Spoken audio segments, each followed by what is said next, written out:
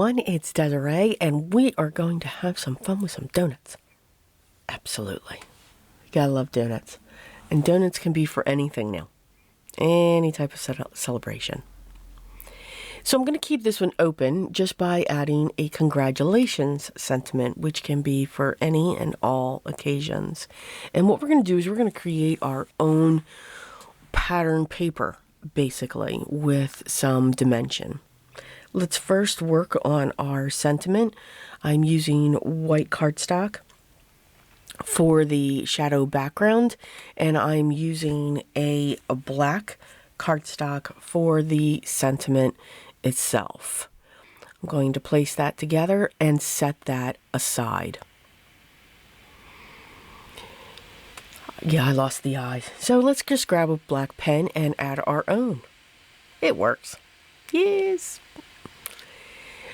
So I've die cut the donut bases. Wasn't quite sure how many I was going to need because we're going to make a slim line, 4x9 slim line. And I also cut from a light blue, a light purple, pink, and an ivory for the frosting. So I think I have like 2 or 3 of each of those colors.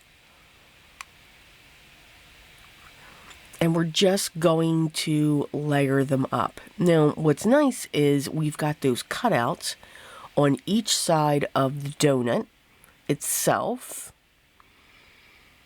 that when we put this on our white cardstock base, it's going to act like a highlight. So we're going to get all of this kind of cool action all on its own.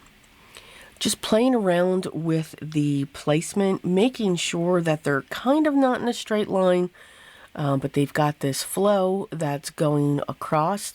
Yes, I'm making sure that there's an odd number on my panel.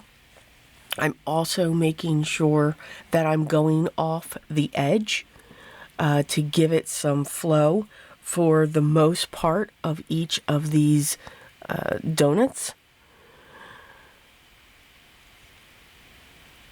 That way, when you're doing this, whether you're stamping or you're die cutting and adding them to a panel to make your own pattern, you do want to make sure to go off the page. Then it looks like you've cut into the pattern paper.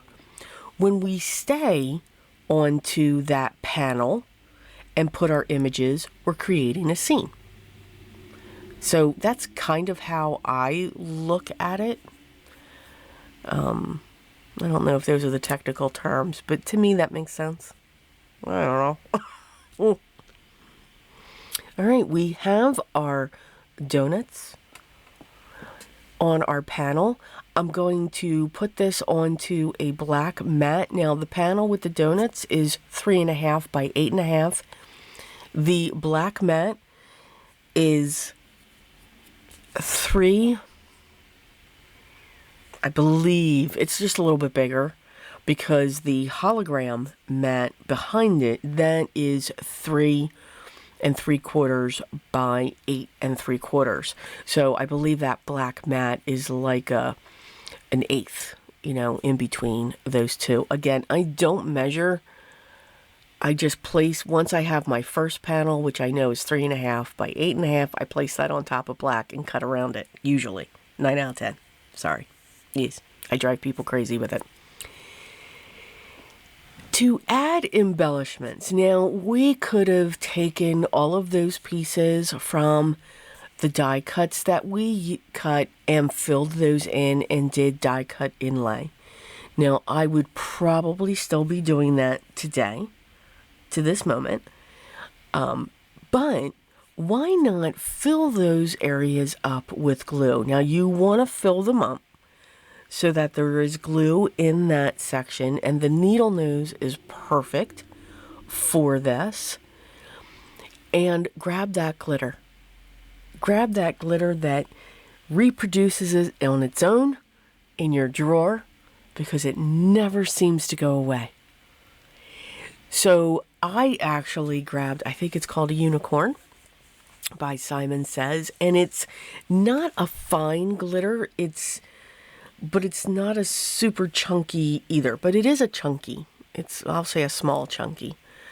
But it's perfect. It gives that hologram look, and that's why I used the iridescent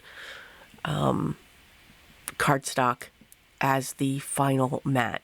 Now, static cling is the enemy when it comes to glitter. Also, glue is the glitter. So any glue that came out from underneath the donut, that's picking it up too. You can just use a dry brush to clean it, and it'll all just brush away. Using Swiffer cloths as well will help pick that up, or a microfiber. And it was easy to clean. I'm still not finding any glitter. I think I have covered all of that and gotten rid of most. I'm going to prop my sentiment up using double-sided foam squares. And since these are on the thin side, I'm actually going to double them up so that I can get more of a dimension from to actually get this to lift off of the card.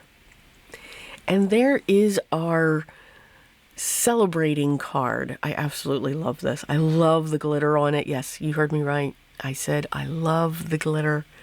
I just think it adds a beautiful sparkle to the card and really highlights those donuts. As always, the products that I used will be listed down below, and if you have any questions, make sure they are down below as well. Make sure you subscribe, hit that thumbs up, and hit that bell if you want to be notified when the next video is ready for you to watch. Hopefully YouTube will notify of you that, but check back often. You never know what you'll find. Have fun creating your art and enjoy the process. That's what's most important, along with always being creative, guys. And I'll talk to you in the next one. Till then.